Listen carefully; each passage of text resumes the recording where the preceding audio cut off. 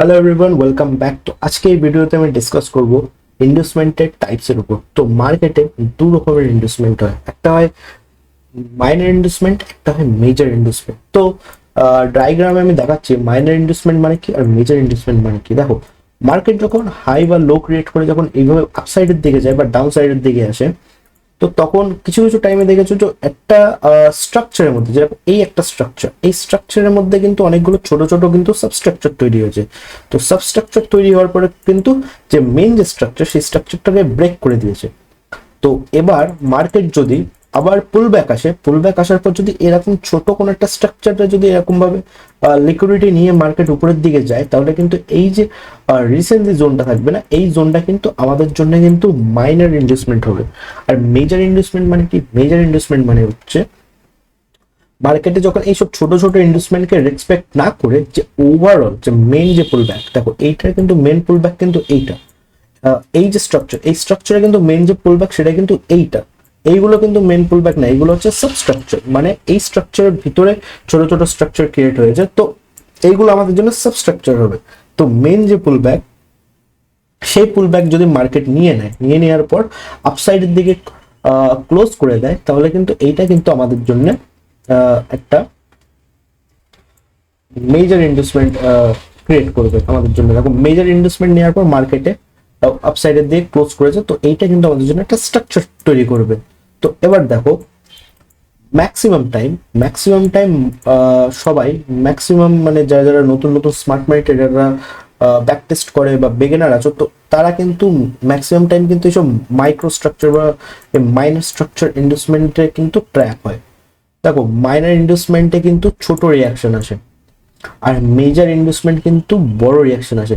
কারণ এইটা কিন্তু ওভারঅল যে পুলব্যাক, এই পুলব্যাকটা কিন্তু এখান থেকে স্টার্ট হয়েছে। তো যেখান থেকে পুলব্যাক স্টার্ট হয়ে আপসাইডের দিকে ব্রেকআউট দিয়ে দেয়, তো সেটা কিন্তু আমাদের জন্য কিন্তু মেজর ইনভেস্টমেন্টের কাজ করবে। মেজর ইনভেস্টমেন্টে সবচেয়ে ভালোভাবে মুভ আসে। আর এই মেজর ইনভেস্টমেন্টের নিচে যদি কোনো অর্ডার ব্লক থাকে, সেই জায়গায় যদি মার্কেট ট্যাপ করে, তাহলে কিন্তু বড় মুভ আসে। অ্যাকচুয়াল এই যে মাইনর ইনভেস্টমেন্টে কিন্তু বেশি বড় মুভ আসে না, আর ম্যাক্সিমাম টাইম মাইনর ইনভেস্টমেন্টে এন্ট্রি আমরা ভালো করে পাই না।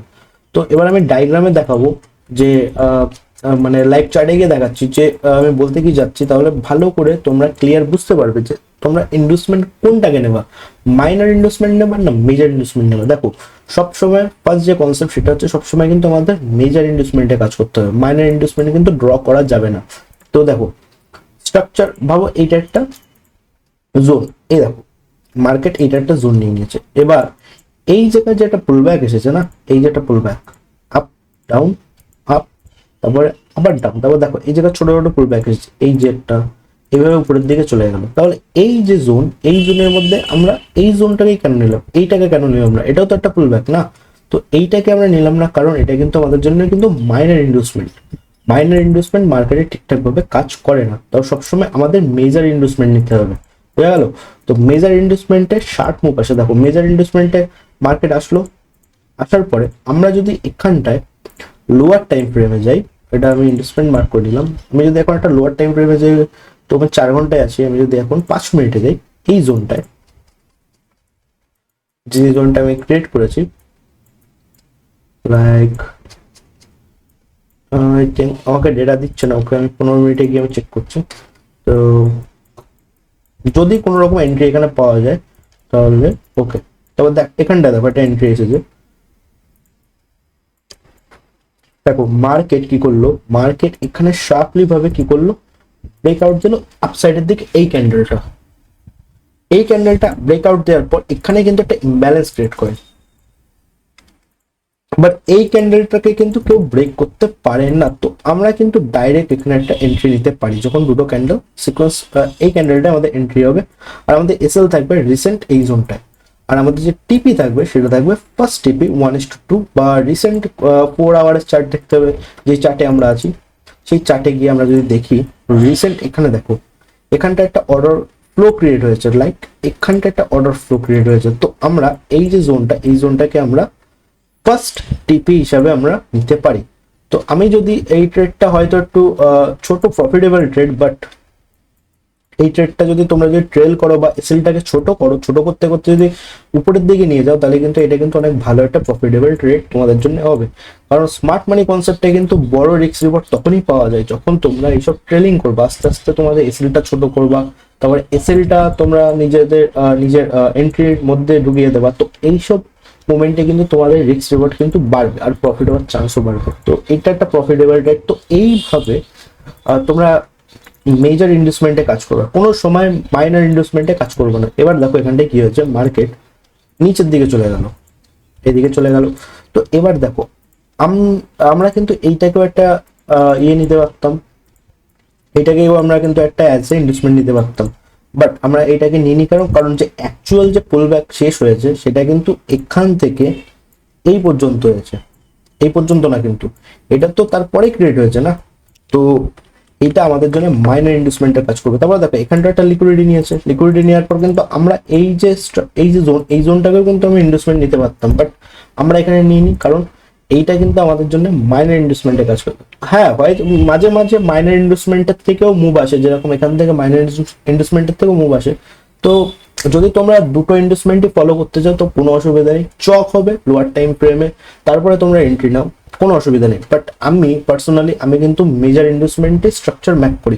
যতক্ষণ মার্কেট মেজর ইনভেস্টমেন্ট না নেবে তো ততক্ষণ কিন্তু আমাদের স্ট্রাকচার, আমার ক্ষেত্রে স্ট্রাকচার তৈরি হয় না। দেখো অনেকে আছে, দেখো এখানে এরকম ভাবে উপরের দিকে যায়, তো এবার এখান থেকে মাইনর ইনভেস্টমেন্ট নিল, নেওয়ার পর মার্কেট উপরের দিকে চলে গেল। তো অনেকে এটাকে বস কনসিডার করে, তো আমি এটাকে কিন্তু বস কনসিডার করি না। কারণ মার্কেট যতক্ষণ মেন যে ইনভেস্টমেন্ট, এই যে ইনভেস্টমেন্ট, এটা যতক্ষণ না নেবে, নেওয়ার পর মার্কেট যতক্ষণ না উপরের দিকে ক্লোজিং না দেবে, তাহলে কিন্তু সেটা আমার জন্য কিন্তু বস কনফার্ম হবে না। তবে দেখো এখানটায় আসার পরে মার্কেট কি করলো, এই যে জোনটা, এই ইনভেস্টমেন্টটা নেওয়ার পরে মার্কেট এখানে একটা অর্ডার ফ্লো ক্রিয়েট হয়েছে, একটা ছোট একটা অর্ডার ফ্লো ক্রিয়েট হয়েছে। এই অর্ডার ফ্লোতে আসার পর ছোট একটা রিয়াকশন দিল মার্কেট। তো এবার কি করবো দেখো, এবার সোজা চলে যাবো 5 মিনিটে। 5 মিনিটে চলে যাওয়ার পর দেখো এখানে একটা এন্ট্রি, আমাদের আই থিঙ্ক এখানে একটা এন্ট্রি পাওয়া গেছে। দেখো কি শার্প একটা এন্ট্রি এখানে ক্রিয়েট হয়েছে। মার্কেট অর্ডার ফ্লোতে ট্যাপ করার পরে,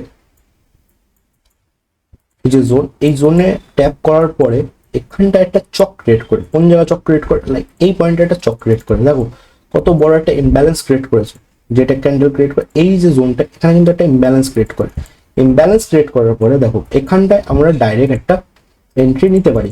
আর আমার যে এসএলটা থাকবে এই জোনটার উপরে থাকবে, কারণ এই জোনটার উপরে কারণ এখানে একটা অর্ডার ব্লক আছে সবচেয়ে ফার্স্ট, আর দ্বিতীয় এখানে একটা অর্ডার ফ্লো আছে, বুঝা গেল। তো এবার আর আরেকভাবে তোমরা এন্ট্রি নিতে পারো, সেটা হচ্ছে তোমরা ফিবোনাকি ইউজ করে। তো আমি সবসময় ফিবোনাকি বেশি ইউজ করি না, আমি নর্মালি স্ট্রাকচারের বেসেই আমি এসএল লাগাই। তো দেখো তোমরা এইভাবে লাগাতে পারো। দেখো কি সুন্দর একটা টিপি আমাদের হিট হয়েছে। এবার আমাদের যে টিপি, সেই টিপিটা আমরা কোথায় রাখবো? দেখো 4 ঘন্টায় যখন কোনো এখানটায় কিন্তু 4 ঘন্টা এখানে একটা অর্ডার ফ্লো আছে, ভালো করে বুঝবা। 4 ঘন্টা এখানে একটা অর্ডার ফ্লো আছে, তো অর্ডার ফ্লোতে তুমি তোমার টিপি রাখতে পারো। তো দেখো এটা কিন্তু একটা প্রফিটেবল ট্রেড, কিন্তু এটা কিন্তু একটা প্রফিটেবল ট্রেড। এবার হয়তো একটুখানির জন্য টিপি নিই, বাট স্মার্ট মানিতে সবসময় স্মার্ট হতে হয়। স্মার্ট মানি কনসেপ্ট ইউজ করতে গেলে স্মার্ট হতে হয়। তোমরা কি করবা, ছোট করবা, এসএল ছোট করতে করতে করতে করতে ট্রেল করবা, ট্রেল করে করে করে করে করে অনেক বড় একটা টিপি কিন্তু তোমরা এখানে হিট করাবা। দেখো এটা কিন্তু 3 ইয়ারের ট্রেড।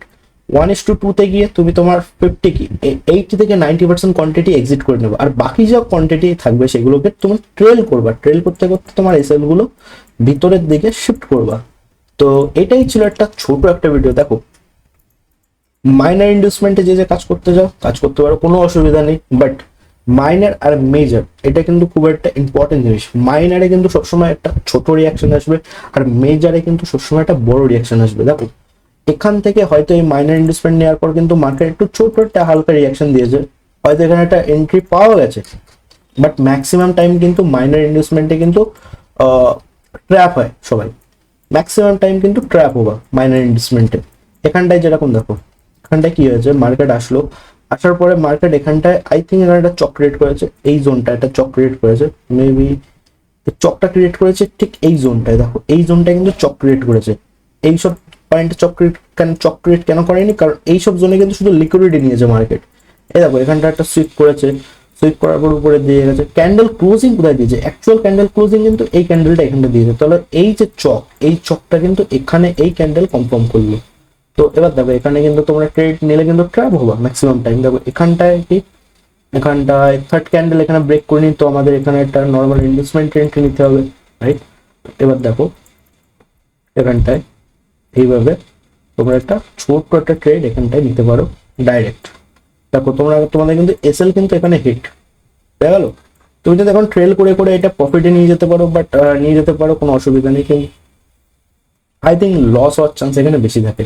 অ্যাকচুয়াল যে তোমাদের মেজর ইনভেস্টমেন্ট সেখানে কিন্তু শার্প মুভ এসেছে, অনেক ভালো একটা রিয়াকশন এসেছে, হেলদি রিয়াকশন আছে।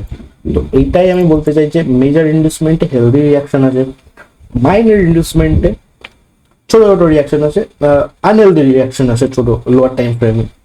তো আই হোপ সবাই বুঝতে পেরেছো। তো যারা যারা এই চ্যানেলে নতুন আছো তো সাবস্ক্রাইব করো, লাইক করো যদি ভিডিওটা ভালো লাগে। আর স্মার্ট মানি কনসেপ্টের পুরো ফুল প্লে লিস্ট আমি ডিসক্রিপশনে দিয়ে দিয়েছি। ওখান থেকে গিয়ে তোমরা কিভাবে তোমরা স্ট্রাকচার ড্র করবা, কিভাবে অর্ডার ফ্লো ড্র করবা, অর্ডার ব্লক ড্র করবা, ইমব্যালেন্সে কি করে ট্রেড নেবা, অর্ডার ব্লকে কি করে ট্রেড নেবা, ডিসক্রিপশনের লিঙ্ক আছে প্লে লিস্টের, ওখান থেকে ভিডিওগুলো ওয়াচ করো। তো পুরোপুরিভাবে কনসেপ্ট ক্লিয়ার হয়ে যাবে স্মার্ট মানির। আর কোনো রকম যদি কোয়েরি থাকে তাহলে আমাকে কমেন্ট করো।